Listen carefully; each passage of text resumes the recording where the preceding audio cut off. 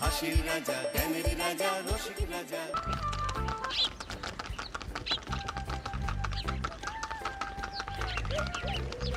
অনেক দিন পর বেশ লাগছে বন ভ্রমণ। মাঝে মাঝে কাজের ফাঁকে এইসব জায়গায় এলে মন খুব ভালো লাগে। শুদ্ধ বাতাস, মাটির সোনা গন্ধ, পাখির কলতান, আহা।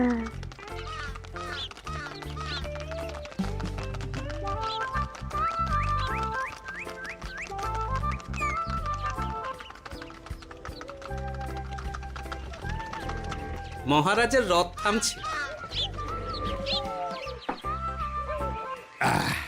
আমরা এইখানে বসে আজ রাজকার্য পরিচালনা করব। মন্ত্রী, তুমি ঝটপট এখানে বসার বন্দোবস্ত করে দাও। আমি এক্ষুনি ব্যবস্থা করে দিচ্ছি মহারাজ। এই এখানেই আমাদের বসার জন্য ছাউনি করে দাও। এক্ষুনি করে দিচ্ছি মন্ত্রী মশাই। এরা বসার জায়গাটা করে দিক, ততক্ষণ আমরা একটু হেঁটে আসি।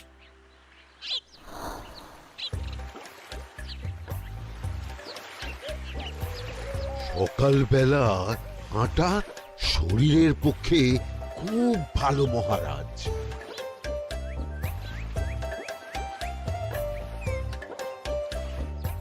আগেকার দিনে রাজা মহারাজরা এই সব বনে মৃগয়া করতে আসতেন। মৃগয়া একদম ভালো নয় মন্ত্রী। তুমি জঙ্গলে আসছো অন্য প্রাণীদের মারতে। কেন মারবে?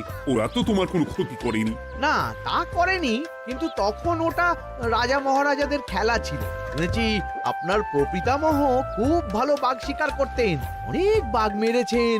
মন্ত্রী, তুমি একটা কথা হয়তো জানো না। আমার প্রপিতামহ শিকার করতেন, কিন্তু কোনো স্বাভাবিক জানোয়ারকে নয়। যে বাঘ মানুষ খেকো হয়ে প্রজাদের ক্ষতি করত, আমার প্রপিতামহ সেই সমস্ত বাঘদেরই মারতেন। এছাড়া উনি বন্য প্রাণী সংরক্ষণ করতে বড়ই ভালোবাসতেন।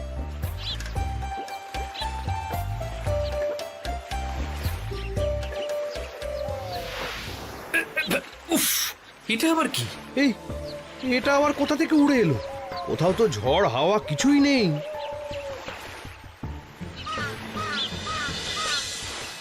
একটা ধাঁধা মহারাজ, এই কাগজে লেখা। ধাঁধা? পড়ো দেখি। জোয়ার ভাটা প্রভুর খেলা, ভাটা হবে হলে বেলা। ভাটা হলেই দেখা যাবে লাল রঙের এক পাথর পাবে। নদীর ধারে গর্ত করে যত্নে সাজাই কলস ভরে। হেথায় হোথায় ছড়িয়ে যাহা, অন্ধকারে জলে তাহা। ঢুকলে চক্ষু ঝলসে যাবে, হাতের কাছে ঘন্টা পাবে। ঠিক ঘন্টা বাজলে পরে পড়বে ঝরে থরে থরে। ঘন্টা যদি হয় ভুল, যেন তুমি হারাবে কুল। ঠিক ঘন্টা চিনতে হলে নকশা দেখো চক্ষু খুলে। সিন্দুক দেওয়ালে হাত দাও, আসল ঘটনা জেনে নাও। ওরে বাবা, খুব দীর্ঘ ধাঁধা। তা মন্ত্রী, তুমি কিছু বুঝলে? এটা একটা গুপ্তধনের নকশা। এর মধ্যে গুপ্তধন কোথায় আছে তার একটা ধারণা দেওয়া আছে। গুপ্তধন? ওটা আমাকে পেতেই হবে, পেতেই হবে। দেখি দেখি, একবার কাগজটা দাও। গোপাল, কাগজটা আগে আমার হাতে দাও, দেখি ভালো করে। এখন নদীতে জোয়ার চলছে গোপাল। একটু পরেই ভাটা শুরু হবে। হ্যাঁ, ভাটা না হলে কিচ্ছু বোঝা যাবে না। এখানে স্পষ্ট লেখা আছে, ভাটা হলেই দেখা যাবে লাল রঙের এক পাথর পাবে। তার মানে আমাদের ভাটা হওয়া পর্যন্ত অপেক্ষা করতে হবে। না, সময় নষ্ট না করে ধাঁধাটার সমাধান করতে শুরু করি। ভাটা হলে একটা লাল রঙের পাথর দেখা যাবে, এই পর্যন্ত পরিষ্কার আছে। বুঝতে হবে ওর পর থেকে। পড়ো গোপাল, চলো আমরা সবাই বুদ্ধি লাগাই। নদীর ধারে গর্ত করে যত্নে সাজাই কলস ভরে। এটার অর্থ, ধাঁধাটা মাথায় বসিয়ে নিয়েছি, এবার কে কি বলবে সেটা শুনতে হবে। চলো গোপাল, আমরা ধাঁধা যেমন যেমন বলেছি তেমন তেমন ভাবেই চলি। চলুন মহারাজ, এখন আমাদের দেখতে হবে লাল পাথর। কোথায় আছে লাল পাথর? চলো চলো সবাই, চোখ কান খুলে আমরা নদীর পাড় ধরে হাঁটি। আমি একটু তফাতে হাঁটি। গুপ্তধন আমাকে একা পেতে হবে। ভাটা হলেই দেখা যাবে লাল রঙের এক পাথর পাবে। আমাকে চোখ কান খোলা রাখতে হবে। লাল পাথর, নদীর চড়ায় লাল পাথর দেখতে হবে, লাল পাথর, লাল পাথর। ওটা কি? তো এই তো লাল পাথর, লাল পাথর। ওরা অনেকটা এগিয়ে গেছে, ওদের আমার দিকে নজর নেই। এই সুযোগ, এই সুযোগ, একা একা গুপ্তধন নিয়ে পালাবো।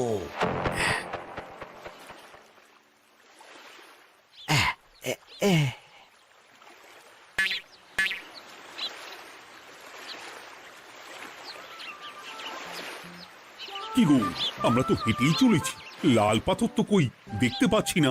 আরেকটু হাঁটতে হবে মহারাজ, গুপ্তধন বলে কথা, ওকে আর সহজে ধরা দেয়? সেটা অবশ্য সঠিক কথা। আচ্ছা, আমরা সবাই তো আসছি হেঁটে হেঁটে, মন্ত্রী মশাই গেলেন কোথায়? ও কি যে ঘটে! সত্যি তো, মন্ত্রী কোথায়? ও সেনাপতি, মন্ত্রীকে দেখেছো? কই না তো মহারাজ। তাহলে কোথায় গেলেন মন্ত্রী মশাই? এই জঙ্গলে বাঘ ভাল্লুক আছে, শেষে কিনা বাঘে নিল। হায় হায় হায়, মন্ত্রী গিন্নির কাছে আমি কি মুখ দেখাবো? হুম, বাঘ ভাল্লুকের পেটে যাবার লোক তো মন্ত্রী মশাই নন। ও গোপাল, কি ভাবছো? কিছু তো একটা বলো। এখন আমাদের মন্ত্রী মশাইকেই খুঁজতে হবে। তবে মন্ত্রী মশাই বাঘ ভাল্লুকের পেটে যায়নি। তুমি নিশ্চিত হচ্ছ কি করে? অত পেঁচালো মানুষকে বাঘ ভাল্লুক গন্ধ শুকেই ছেড়ে দেবে, হজম করতে পারবে না। না না না, এখন রসিকতা করার সময় নয়, আমাদের মন্ত্রীকে খুঁজে বার করতেই হবে। কোথায় গেল মন্ত্রী? চলো চলো, গুপ্তধন মাথায় থাক, চলো মন্ত্রীকে খুঁজি। আহ, মন্ত্রী কোথায় গেল কে জানে। একবার পুরো ধাঁধাটা ঝালিয়ে নি। ভাটা হলেই দেখা যাবে লাল রঙের এক পাথর পাবে। ভাটা হয়েছে, লাল রঙের পাথরের মাথায় চাপ দিয়ে গুহার মুখও খুলেছি। এবার এবার নদীর ধারে গর্ত করে যত্নে সাজাই কলস ভরে। এটাই তো ঠিক বুঝতে পারছি না।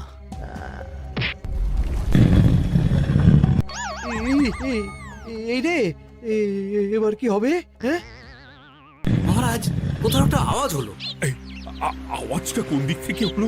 চলুন সামনে এগিয়ে যাই, আমার মনে হয় আওয়াজটা সামনের দিক থেকে এলো।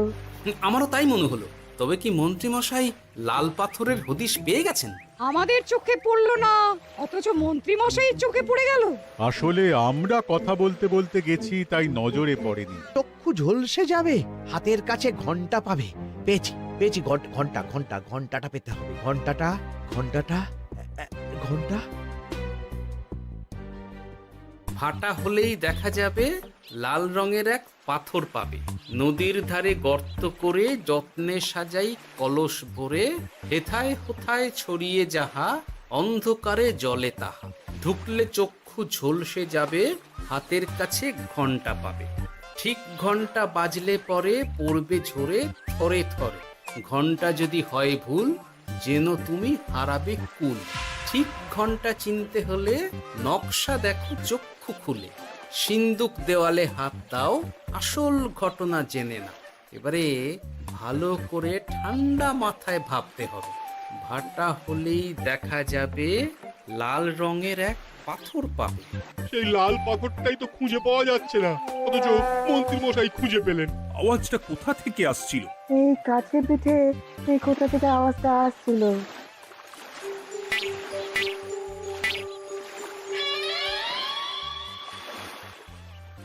এই তো, এটাই মনে হয় সেই লাল পাথর। একটু নাড়িয়ে চাড়িয়ে দেখি তো কিছু হয় কিনা।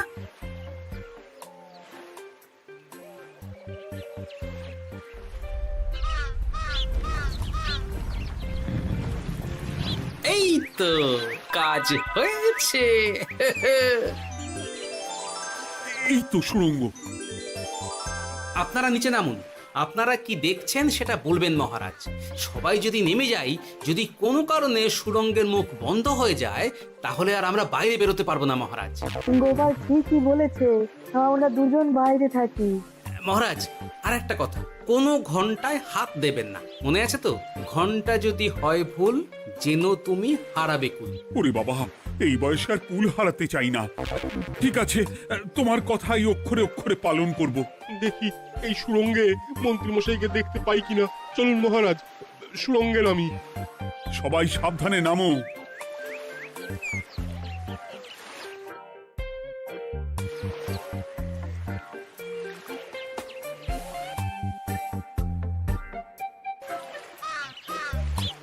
মহারাজ, ওখানে কি কি দেখতে পাচ্ছেন? ওখানে কি মন্ত্রী মশাই আছেন? না গোপাল, মন্ত্রীকে এখনো দেখতে পাইনি। শুধু আমি এখানে অজস্র পাথর দেখতে পাচ্ছি। পাথরে পাথরে ছয়লাভ, ছোট বড় অজস্র। পাথরগুলো পাথরগুলো বড় অদ্ভুত, কিরকম কিরকম মানুষ মানুষ গড়ন। লম্বা বেটে হরেক রকম। মানুষ মানুষ গরম, সেটা কি রকম? আর কিছু? কোনো কলসি কি দেখতে পাচ্ছেন?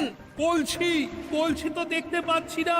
মহারাজ, কলসি থাকতেই হবে, কারণ ধাঁধায় লেখা আছে নদীর ধারে যত্ন করে যত্নে সাজাই কলস ভরে।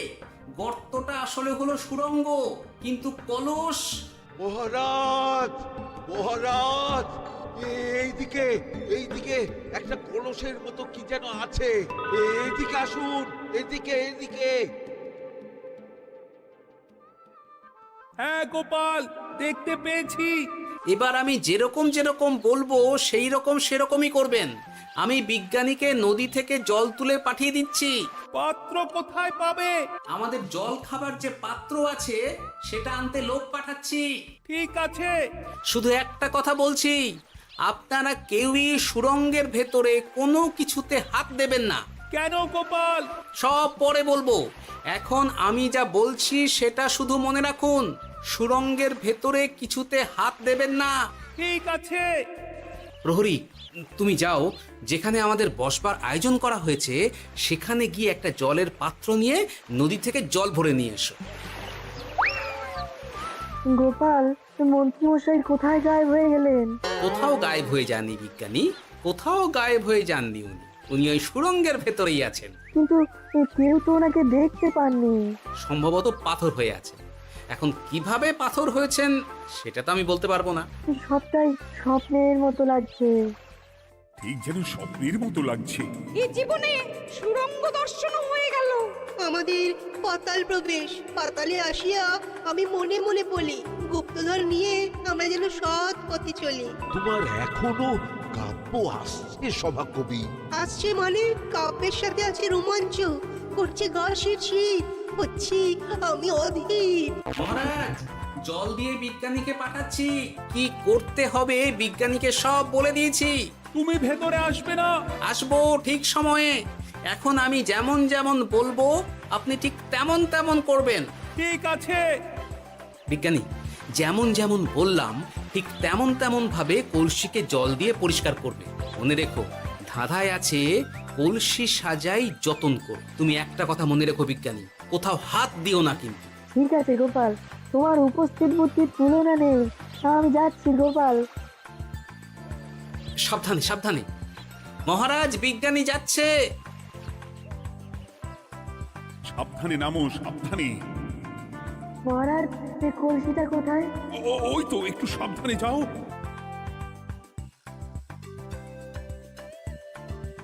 বিজ্ঞানী, কলসির দেখা পেয়েছো? পেয়েছি পেয়েছি পেয়েছি। এবারে কলসিটাকে ভালো করে জল দিয়ে ধুয়ে দাও। কলসির আলোয় সুড়ঙ্গ আলোকিত গোপাল। এরপর কি? ভালো করে দেখুন মহারাজ, কোথাও ঘন্টা দেখতে পাচ্ছেন কিনা। ঘন্টা একটা তো নয়, সার সার ঘন্টা, অনেকগুলো ঘন্টা। সাবধান, ঘন্টায় হাত দেবেন না, শুধু দেখুন।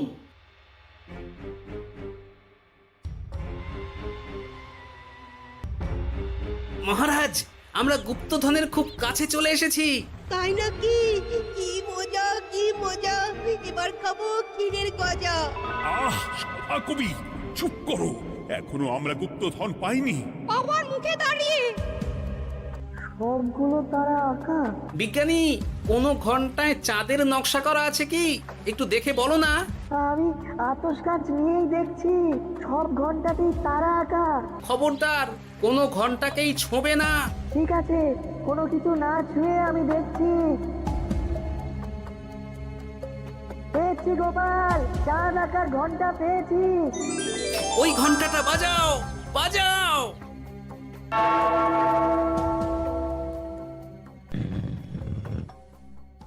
গুপ্তধন পেয়েছেন মহারাজ? বাঁচাও, বাঁচাও। বাঁচাও। বাঁচান মহারাজ, বাঁচান বিজ্ঞানী, মহারাজ, মন্ত্রীর গলা পাচ্ছ না? মহারাজ, আমি পাথর হয়ে আছি, আমাকে মানুষ করুন মহারাজ। তুমি তো মানুষই ছিলে, হঠাৎ করে পাথর হলি কেন? মহারাজ গুপ্তধন পেয়েছেন? পেয়েছি, তার সাথে মন্ত্রীকেও পেয়েছি। মন্ত্রী এইখানে কোথাও পাথর হয়ে দাঁড়িয়ে আছে। দাঁড়ান মহারাজ, এবার আসছি। সাবধানে এসো। আমি ভেতরে যাচ্ছি, বুঝলে? যদি কোনো কারণে দেখো পাথরটা গুহার মুখটা আটকে দিয়েছে, অমনি তোমাদের কাজ হলো পাথরটাকে ছুঁয়ে ফেলা, বুঝলে?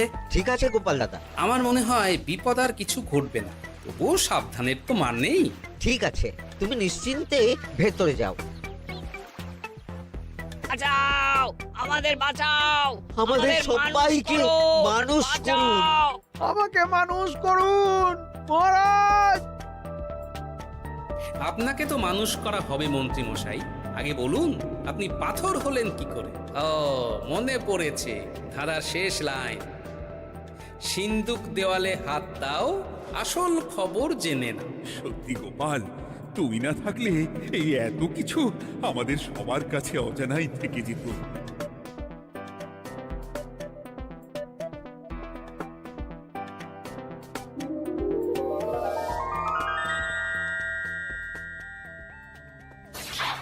ধন্যবাদ আমাকে মুক্ত করার জন্য। আপনি কে? আমি যক্ষ। আমাকে এই ধন সম্পত্তি পাহারা দেওয়ার জন্য এক ডাকাত দলের সর্দার যক্ষ করে রেখেছিল। আমি 100 বছর ধরে এইখানে যক্ষ হয়ে আছি। আমি তোমার জন্য মুক্ত হলাম গোপাল। এই সম্পত্তি তোমার গোপাল। সম্পত্তি নিয়ে আমি কি করব? আমি এই সব সম্পত্তি মহারাজকে দান করলাম, রাজ্যের অনেক কাজ হবে এতে। তুমি ধন্য গোপাল, তুমি ধন্য। এবার আমার যাবার সময় এসেছে, আমাকে যেতে হবে। যাবার আগে এই পাথরগুলোকে মানুষ করে যান। এরা সব লোভী। আমি আমার সীমিত ক্ষমতায় এই গুপ্ত ধনের ধাঁধাকে এখানে যারাই ভ্রমণ করতে আসে তাদের হাতে তুলে দিই, কিন্তু কেউ এই ধাঁধার সমাধান করতে পারে না।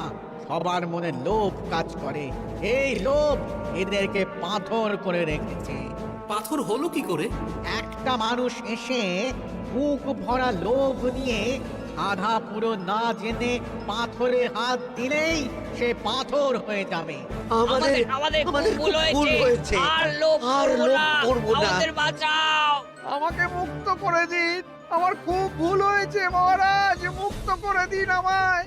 তুমি এখানে আগে এসেছিলে, তাই তো আগে এসে ভাবলে নিজেই একা একা গুপ্তধনকে হরপ করে দেবে। এদিকে তোমাকে না দেখতে পেয়ে আমাদের কত চিন্তা হচ্ছিল। যারা লোভী তারা কারো কথা ভাবে না, শুধু নিজের কথা ভাবে। আমাকে আর একটা সুযোগ দিন, আমি আর লোভ করব না মহারাজ। ও, তোমার কথার কোনো দামই নেই। না মহারাজ, আমাকে আর একটা সুযোগ দিয়ে দেখুন, আমি আর লোভ করব না, আমাকে মানুষ করুন মহারাজ। আমাদের সবাইকে আমাদের মানুষ সবাইকে করুন। মানুষ করুন, দয়া দয়া করে করুন, দয়া মানুষ করুন। যক্ষরাজ, এদের আপনি ক্ষমা করে দিন। ঠিক আছে, তোমাদের আবার মানুষ করে দিচ্ছি।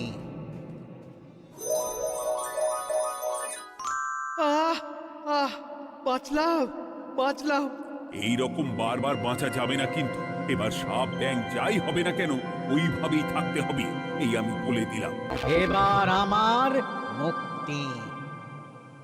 মুক্তি নেবার আগে আরেকটা প্রশ্ন, যে ডাকাত সর্দার তার সম্পত্তিকে রাখার জন্য আপনাকে যক্ষ বানিয়েছিল, এ সম্পত্তি তো তাদের, আমরা তো নিতে পারি না।